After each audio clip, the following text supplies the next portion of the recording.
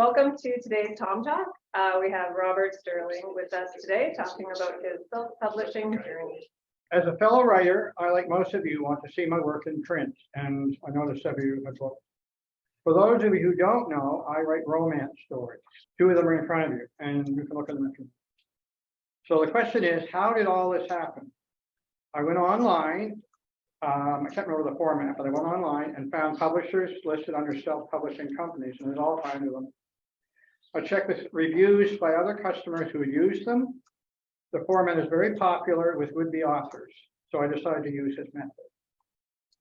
And I wanted to see my work in print, and I felt I had something worthwhile for the public to read. So perhaps this fueled my lack of caution. I found out that for every service these companies offered, there was a charge. The charge to proofread, to print the book, to choose a cover, publish, and to promote the book in the media, or have a website. And don't forget, this was in American funds. So if it's $600 Canadian, it's going to be double American. It's going to be double Canadian. I had two books published in the United States. There's one you're looking at, and there's the other one right there. The first novel was printed in 2013 and was called Choices. The second book followed 2 years later and was titled Second Chances. Now, those aren't here. These are republished books. That's why they look different. The second book interested another publisher who emailed me about republishing it with a new cover and a new title in 2018. And that's the one that you're looking at. The new name was Embracing Love's Healing Touch. They also republished the first book. Both books took place in Nova Scotia. First one took place in Dartmouth, and the second book, that one right there, took place in the Annapolis Valley. The last publisher who republished my second book had a worldwide promotion, a website, and later I was invited to a book expo in New York City. And this is very exciting. I learned something new. I love to fly. Didn't bother me at all. So in New York, I met with and learned from other writers, publishers, and just being in the Big Apple, the whole experience of being in a big city. However, reality is much different than what you may imagine it to be before you go. Thousands of authors had their books on display at kiosks throughout the facility, so I was just one in a sea of other books. And so basically it's a numbers game. And while I had a short video, it did not translate into sales. So do I have regrets? Yes. I should have been more cautious. I should have done my homework better. I should not allow my excitement to override good judgment. These companies are called Vanity Press for a reason. And I learned the hard way. The other drawback of self-publishing companies is credibility. Most traditional publishers will not acknowledge them.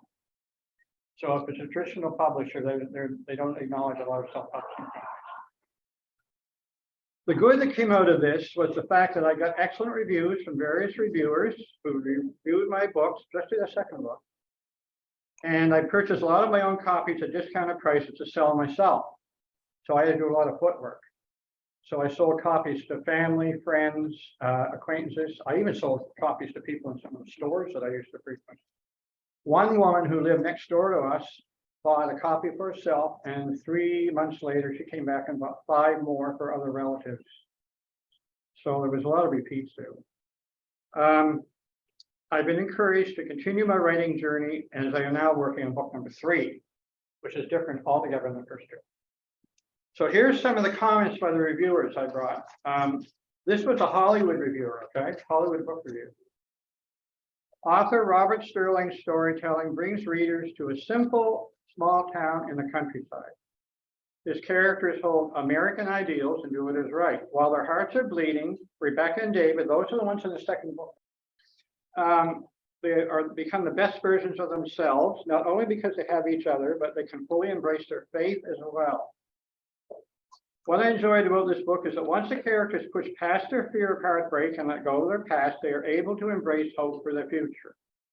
They are excited and share goals and dreams. And Rebecca finally learns about true love, and it seems that all is restored now that they are together. The story is wonderfully written, and the pages flow by quickly. It is a must read. That's what she said about it. Now, this one was by, that was a woman there. This one was by a man, I think he wrote this. And this was with the publisher that published my second book, is actually this is from them. So this is one of the, this is one of the things that he said. Definitely, this is not your typical love story. I think in the end, what makes this book a page turner is the honesty, sincerity, and the heart and soul of the characters. They were, in fact, even more pleasantly real than us real human beings. Now, that's an interesting comment. The prose of the author was simplistic yet powerful, and he triumphantly and universally mirrored both romantic idealism and romantic realism. The book not only celebrates the differences between two people, but more importantly, it celebrates love, life, and the meaning of true love. Moving, touching, sad, funny, and yes, truly romantic, this beautifully written love story defines how real love should be. So there was this one, I'll tell you some interesting things. This wasn't so much with this one. When I wrote this one here, the doors have a special reason they're here. There was doors in my story. Yeah. So also show The doors represented lost opportunities and opportunities that were possibly open to people, but they had to go through the door. So that's why they're in the middle. They have to make the choice to go through the door. Okay, so this one was different than the first one in that I prayed about this one before I sat down and wrote at the computer. I would pray about it each day I sat down, that I have inspiration. I had dreams about this second book. I would dream certain sequences. I could see that, like I was watching television. I could see the images, I could hear the dialogue perfectly. And then I got up and wrote it down. So that happened quite a bit with the second book. So some questions that you put down, had a list of questions, okay? You wanted me to answer some of them? What was the inspiration for my novels? Okay, that's a very good question. Okay, first of all, I like to watch people and see how they interact with each other. I find I do that a lot at church. I'll sit at the back of the chapel and I watch families and how they interact together. And I like to read romance novels, and that helps, of course. I like to place two characters together and see if they can sort through challenges and find their way back to where they're supposed to be. So that was my inspiration for it. The experiences in the book. Are my experiences in the book some of my own experiences? Yes. There's a little girl in the first book who latched on to the main character, and she was taken from a real experience that I had with a little girl around her age. So that's in the book. The second book, at the beginning of it, there was a sexual assault. It didn't really happen, but it almost happened. And that was taken from the personal experience. So it's in the book. Any changes in the second book? Well, I told you already about the fact I had dreams about it.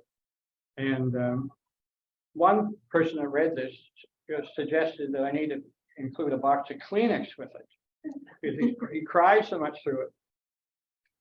Did I have problems keeping up momentum once I started going? Yes. Sometimes the inspiration would not come, and sometimes I couldn't write. I would sit there and I'd fume and fuss and everything, but I got through it. The other problem I had was not getting bogged down in details. Like if you're writing something, you get bogged down in too many details, and you can sort of get lost in the, whatever. And there was a couple things on that I probably could have left out. And the other thing is to stay focused, because if you're writing, you can sometimes get lost in the, and you figure out where you're going. There's a couple people in this book that did not. What they did ended up doing was enhancing the characters that were in the book and adding to the whole experience. Do I have advice for new authors? Okay, in this particular format, yes. Do your homework. Get all the information you can on the publisher, reviews, and experience of those who have had contacts and contracts with them. Not all self-publishing companies are just out for the money, but an awful lot of them are. Like, they would publish my book, but it would cost me. I'm still getting emails from potential publishers. And the other day I had one that said they could put this book in format to submit it to a movie producer to have it made into a movie. The problem was the publisher wanted $8,000 to do it. Oh my God. So I said, no, thank you. I've been through it already. Another thing to do, if you decide to go this route and you want to sign a contract, have a lawyer advise you. I didn't. Most of your contact will be by email. That's the way mine was, pretty well all email. or sometimes they'll make phone calls. But most of it's done email. And if you submit your format, like your manuscript, it'll be emailed. So it's all done online. At one point now, between the two books, I'll just give you a little bit of a heads up. I was all paid for with a credit card, of course, because everything's credit card here online. At one point, I had a balance of $10,000 on my credit card. And it took me a while to pay it all off. That's why I'm not going that route anymore. I'm out of debt. Yeah. And because the economy is the way it is and things are getting so expensive, I don't want, and also I'm at an age where I don't want to owe all the money to people. $8,000 is too much. That's why I didn't pay any attention to that last one I just got. The books are out there. If you want them, you can go on Amazon. They're available on Amazon. I may opt to try and get a website going for them, you know, and do it that way. But they're both local. Like I said, this one took place in Dartmouth, Nova Scotia, and this one was in the Annapolis Valley. So it's been an interesting process. It's taken, I mean, quite a few years, right? It's been an interesting experience. I love to write. I've been a writer ever since, oh, good heavens, 1970 again. This one here, I read snippets of it once in a while, and I'm still amazed that I even wrote it. That's one. That's the other one. I'll just give you one line in this book that I think is a teaser, and it sums up the whole relationship between these two people in the second book. David, who's the male character, felt a little bit like the proverbial knight rescuing the damsel in distress, except he wasn't sure if his damsel wanted to be rescued. So that summed up their relationship, at least when they started off. Anyway, that's those two. Any other questions? Right. Yes. Robert, Questions? Do we have Robert, I was just wondering, before you decided to go with the self-publishing, did you submit your manuscript to any traditional publishers? No, I didn't. I should have, but I didn't. Was there a particular reason that you didn't? Frank Normile has a question. Yeah, just a follow up to that question. Did you submit it to any agents? Agents? Yes. No. Didn't. I wasn't too much for her. What- I did do a lot of my own homework that I should have done. And that's what you have to watch out. Robert, Was there a reason that you went the self-publishing route from the very beginning? It was more, bit quicker, I guess, because sometimes traditional publishing can be a lot more time consuming. I have a question, Robert. When you cite how much you spent in total on these books, you know, a $10,000 credit card balance, was that for both books or for one? And can you tell me a breakdown of what they charged you for exactly? Like what were you paying for in that money? The average cost for each individual service is probably $2,000 or $3,000. And that was like editing, Yeah. formatting the Each book, time you had something done, it'll be getting about it $2,000 or $3,000 tacked on. So they charged you to do a cover and they charged you for proofreading. Yeah. To what extent did they help you with marketing your book? There was a website, and there was an international, actually the international website had a lot of hits from the United States and also Australia. I forget how many there were a lot. Problem is it didn't translate into sales. There's one thing for someone to look at something and decide they want to buy it. Yeah. So, and of course, where I'm an unknown author, that was a disadvantage too. You know, a lot of people don't. Your trip to New York, did they arrange that for you? I had to pay for it. Yeah, I had to pay for the flight and I had to pay for the stuff. But they arranged the. Yeah, oh, meeting, yeah, yeah, the venue. yeah. Frank has a question for you. You got to forgive my American background on this. Yeah. Forgive the question, but have you made any money on any of this? Some. I made money on the books I sold personally, and I sold some on Amazon, but I did not make enough money that I spent. Okay. Would you say that most of your sales that you had so far were ones where you did the marketing yourself? Yeah, or the ones They where were the a personal company one-on-one. Yeah, that's where most of the sales were. did? Lori has a question for you. Oh, comment. Did I hear you say something about Nova Scotia has some connection to you? Oh, yeah. This book, they're both in Nova Scotia. Both these books are in Nova Scotia. both these books are about Nova Scotia? No, in Nova Scotia, it took place in Nova Scotia. So you had them published in the States, and then you had, after you had, how did Nova Scotia, I guess what I'm asking, get involved with your books, your stories?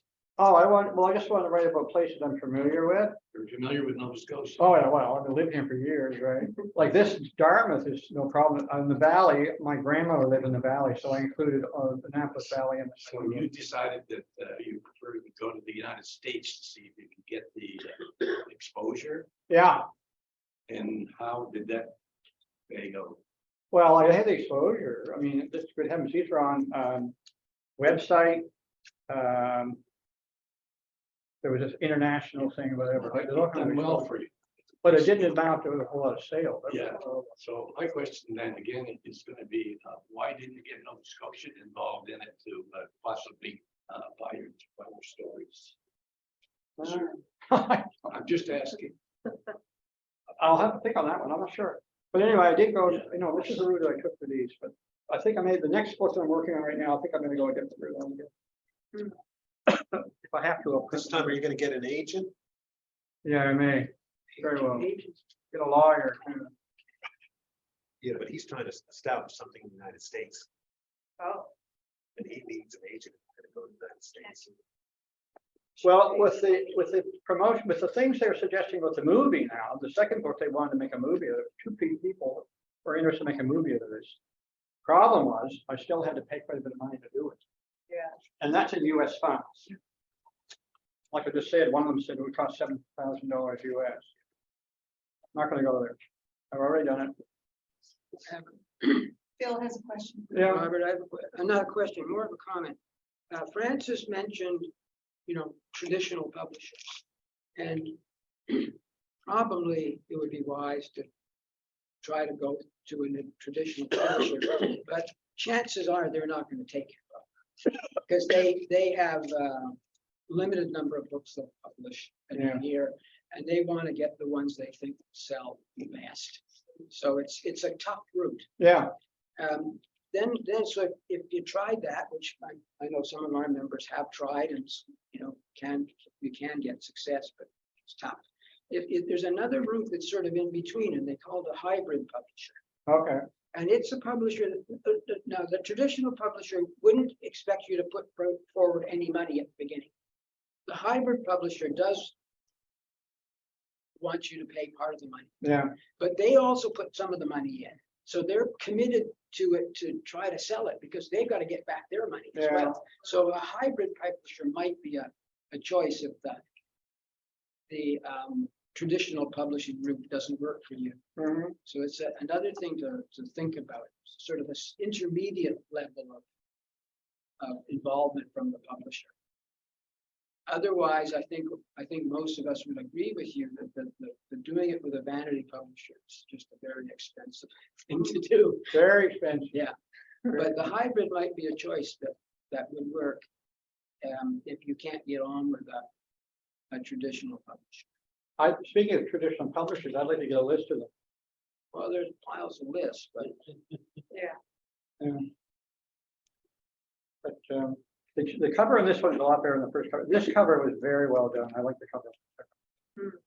But, I had to pay for the covers. Then. Do you use an editor? Wow. Do you use an editor? Yeah, I had an editor. One editor for both books? No, the second, these two, these two are both done by the same publisher. It would have been one editor.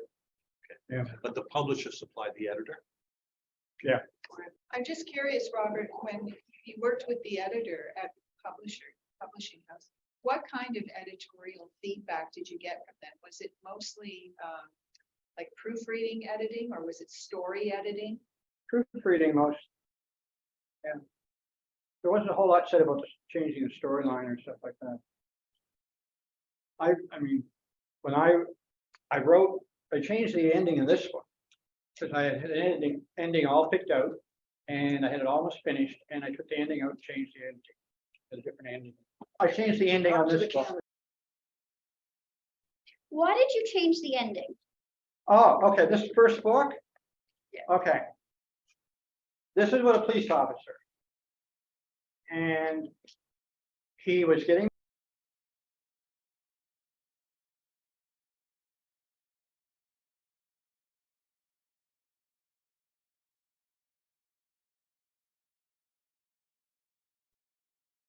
So, Was there a Why- reason why you, sorry, why did you decide to change the ending? I wanted to have.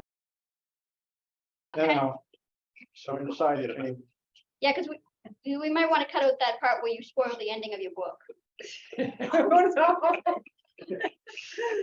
so anyway, no, that's what happened. But the point, I think, is if we're talking about what the publisher does, these were decisions that you made about how to revise or change. Yes, right, I did. It's not, these aren't what the publisher's editor told.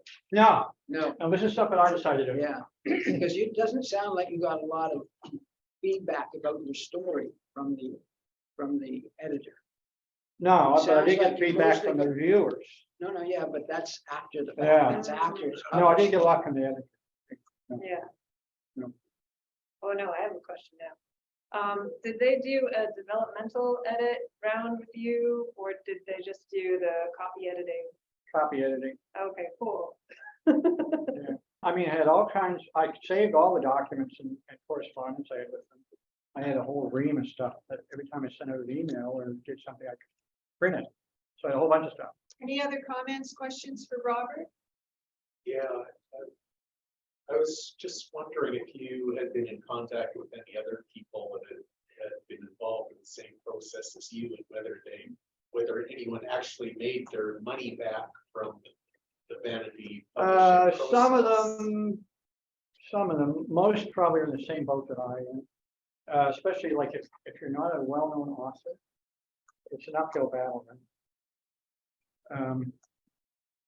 The fact that they're in print is interesting. I mean, like all I have to do is go on Amazon. They're on Amazon. You can buy them. But I sold things to people that I associate with up in the Dartmouth Shopping Center, several, and the comments have all been very good. Any other comments, questions for Robert? If not, I think we'll thank Robert very much for delivering this talk. I think we've all learned something today.